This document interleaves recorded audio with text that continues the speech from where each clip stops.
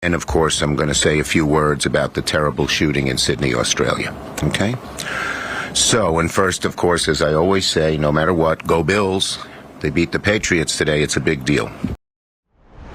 Well, I hate to say I told you so in a situation like this, but cue the clip. And the reason I make that point is because you're about to hear a lot of nefarious bad actors, I'm telling you this right now, in the next 24 to 48 hours, who are going to try to make it about something else. They're going to say, oh, it was the guns, even though guns are already virtually illegal in Australia. That is right. Not less than 24 hours after the Islamic terror attack in Bondi Beach, Australia yesterday, we are already beginning to hear the calls from left-wing political leadership, both over there and even here in the United States for some reason, to increase gun control laws after a pair of what we believe to be Pakistani nationals, radicalized by ISIS ideology, shot a bunch of Jewish people in Bondi Beach yesterday. But according to the left, that's not the story. You will not hear a single call for restriction of immigration after clearly Western countries imported foreign terrorists. No, obviously, the problem is guns. Apparently, according to them, these guns just magically started animating themselves and out of thin air started shooting Jewish people. Nobody was behind the trigger. Apparently not, right? But folks, the ridiculousness doesn't stop there.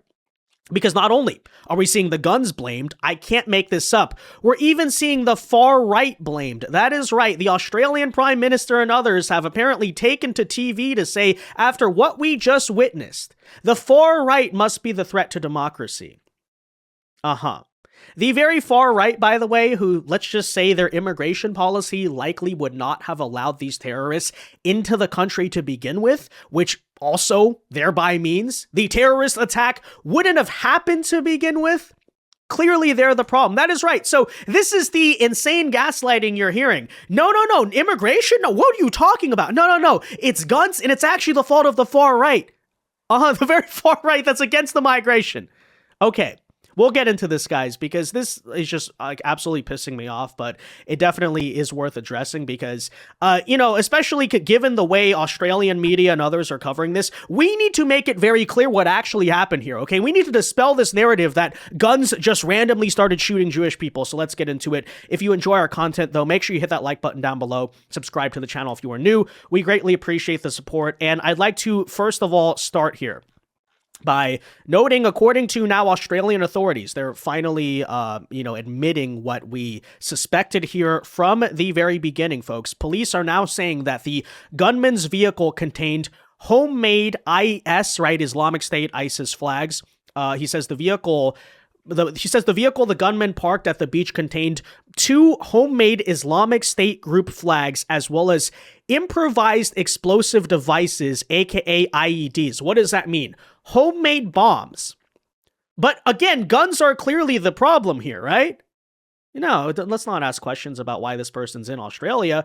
But okay, so let's say you do ban the guns.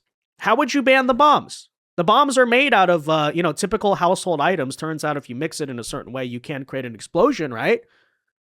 And as for Europe, by the way, who's having a huge Islamic terror problem right now, where guns are illegal, even stricter than Australia, okay, in that question, then I sit here and ask, what are you going to do? Ban the cars? How are you going to stop the car attacks? By the way, because I know it's a kind of an overused old slogan that guns don't kill people, people kill people, but in this case, it's absolutely true. How about instead of blaming the guns, you ask the question of, who is committing the terrorist attacks? In what ideology are they committing those attacks? And by the way, how did those people get to this country?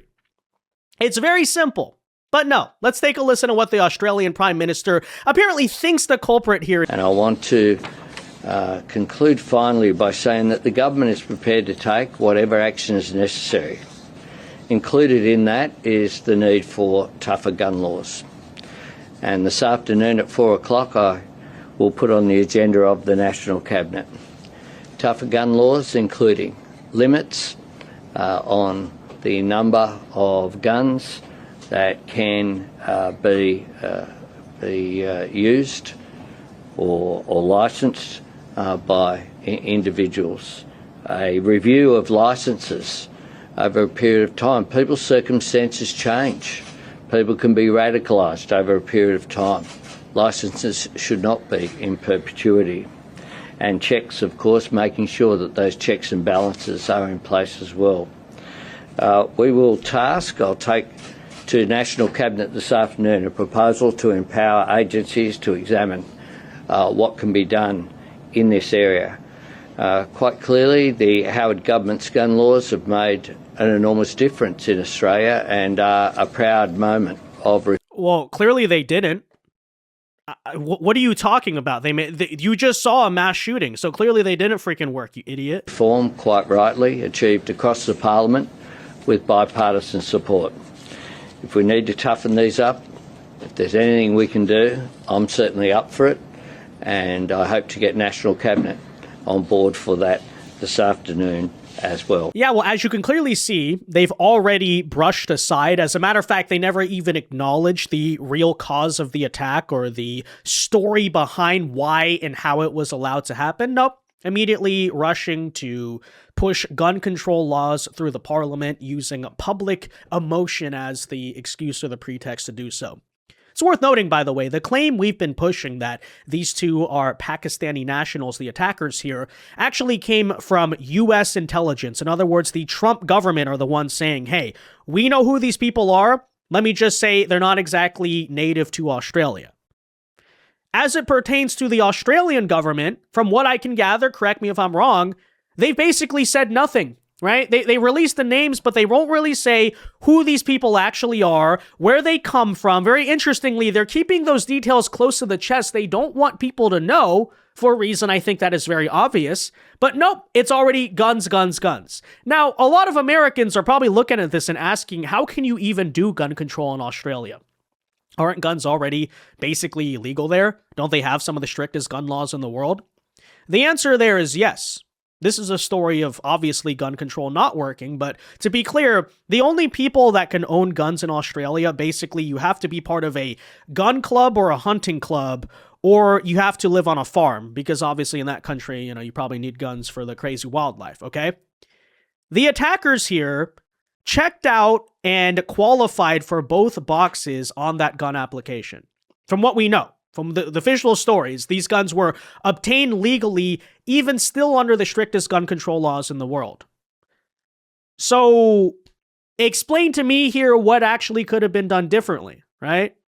Of course, Democrats, which we'll talk about in a second, but these are the people who constantly try to tell us, we're not, or at least they did years ago. I feel like they've shifted to being pretty more honest about it these days. But what did they say about like 4 to 5 years ago? We're not trying to take your guns. We just want common sense reforms. We want universal background checks, which already exist in America. But hey, we're fine with you. What do they say very often, right? What does Tim Walz even pretend like he believes? We're fine with you having guns for hunting, but why do you need an AR-15? Well, in this case, this person had the qualifying permits, right? He was a farmer, a hunter, something like that.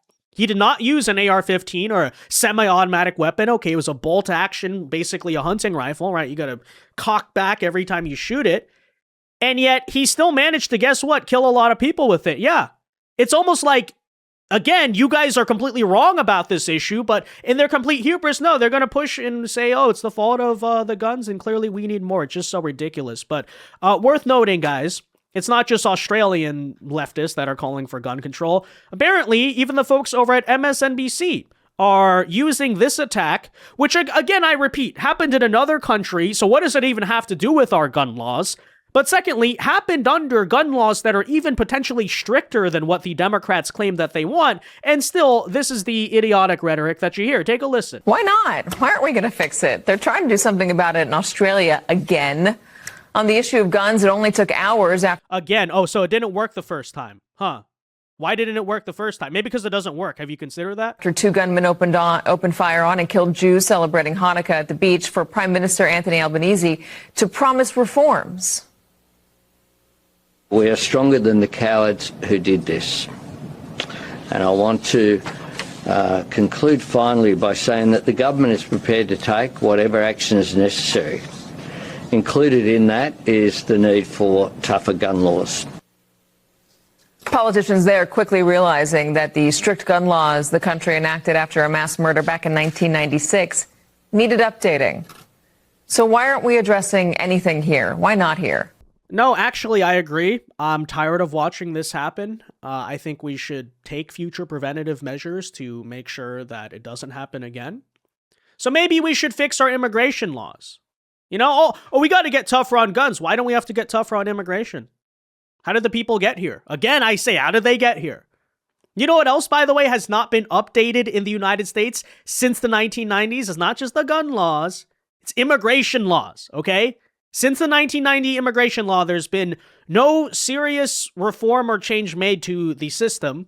I'd note, by the way, that was pre 9/11. I'm just going to point that out. Maybe post 9/11, instead of invading half the Middle East, the conversation in America should have been, let's stop allowing this in, right? That makes sense, doesn't it? Oh, no, of course not, okay? Here, by the way, is Chuck Schumer getting on the Senate floor today, and, you know, after laughing about the issue basically just 24 hours ago, is now calling on the United States to implement more gun control over something that happened in Australia and was perpetrated by an Islamic terrorist. And separately, Congress must also take action against another poison of our age, Jihad. that of rampant gun violence. Australia is no stranger to gun safety legislation. They famously took strong action in the 1990s and saw gun violence plummet. Yesterday, Australia's Prime Minister... You know, I'm going to take a wild theory that Islamic terrorism would plummet if we... They're going to get me in trouble. They're going to get me in trouble. ...said the country will take another look at their gun safety laws and see where they can make improvements. If Australia can find courage to act after a tragedy like the one in Bondi Beach, Congress should certainly find the will to act after a tragedy like the one at Brown University. For the sake of... Oh, you mean the one with the guy who shouted Allahu Akbar? Or you mean the National Guard attack perpetrated by an Afghan migrant just a couple of weeks ago? Yeah, there is a common theme behind all of these, Chuck Schumer. But again, I say it's not the guns. The guy had IEDs. In Europe, by the way, these people can't use guns, so they use cars and sometimes bombs and sometimes knives. Yeah, it's not the weapon, it's the person. So what type of persons, what type of people are coming in through the borders that are now perpetrating a type of violence that was basically unknown to Westerners about 40 to 50 years ago? What could that be? Let's really sit and think deeply about this. It's not complicated. It's really not. But for the right wing to have a response to it, you know, it's going to take some degree of courage to, I guess, say what's not politically correct, right? That no, it's not a problem that spawned up out of nowhere. It has nothing to do with guns. It's something that was imported through the borders. Understand? But of course, here, by the way, is Ilhan Omar. Maybe the most ironic ambassador of it all. I'm just like I said, they're going to get me in trouble, but I'm just saying. Further, using, again, an Islamic terror attack in another country to push gun control in this country. We are following these shootings in Australia and in Rhode Island. There was a shooting in your district not that long ago, a mass shooting. This is yet another bad day for America. Yeah, I mean, we are still recovering from the shooting at Annunciation Church. It is a tragedy that this has become a normal occurrence, not just in the United States, but now seeing it in Australia, who's worked really hard to create gun prevention laws to prevent the kind of tragedy that took place today. Yeah, again, I can think of some other prevention laws that might be necessary here, but if you're still skeptical as to what I'm talking about, at the Bondi Memorial, so keep in mind this is just Australians showing up to mourn and grieve what happened. Keep in mind, this was a terrorist attack and hate crime at a Hanukkah celebration against Jews. Of course, who shows up? A bunch of Palestine activists. That's right. They showed up to protest. The protest what? Oh, how dare people be sad that Jews got killed? But, okay, again, I say, how can you look at this and not think, maybe it's not about the guns, it's about people and the ideas in their heads? I don't know. Wait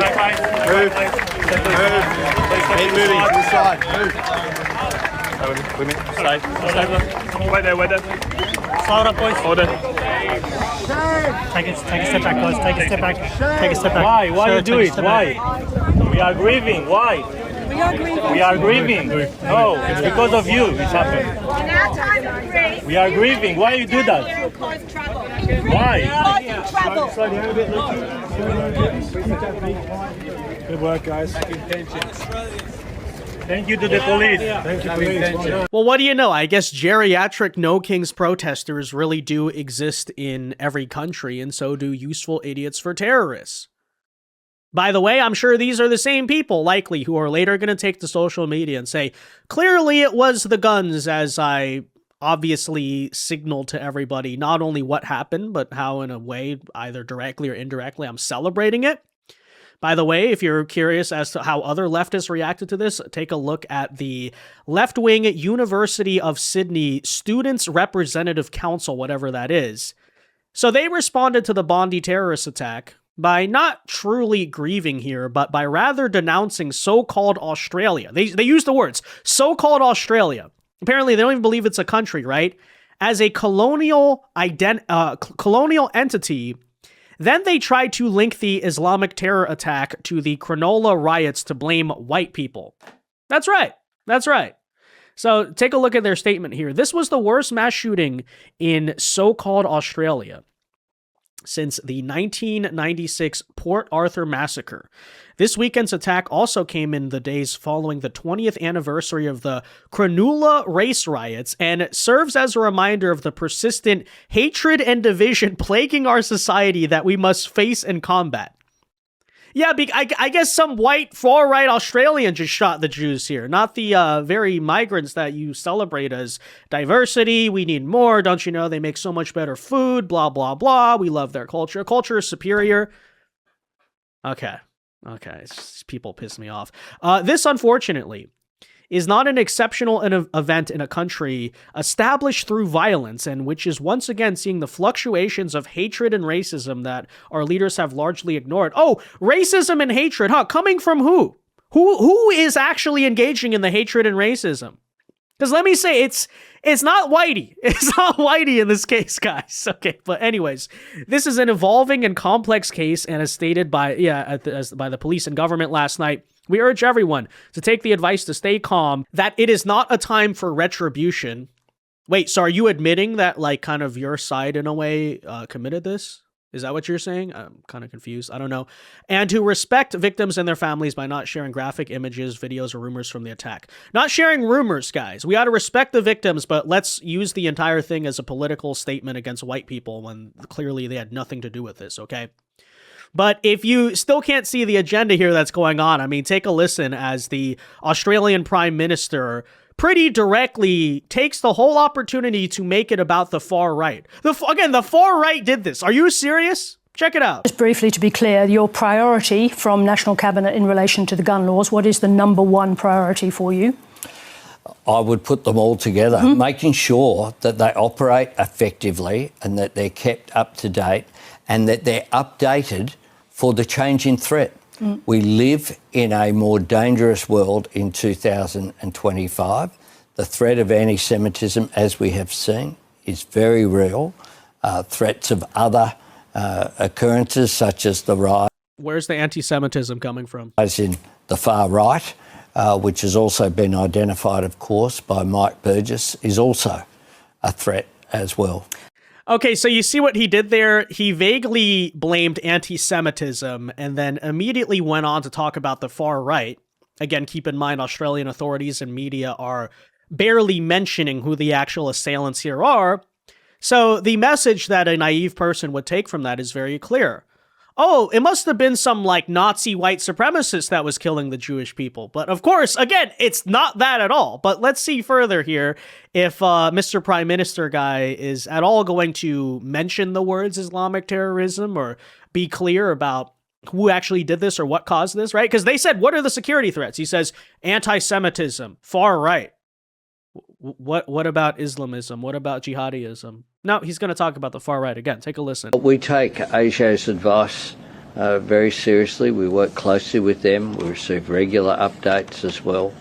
The Director General of ASIO has warned about a range of threats, be it anti-Semitism, the rise of right-wing extremist groups as well.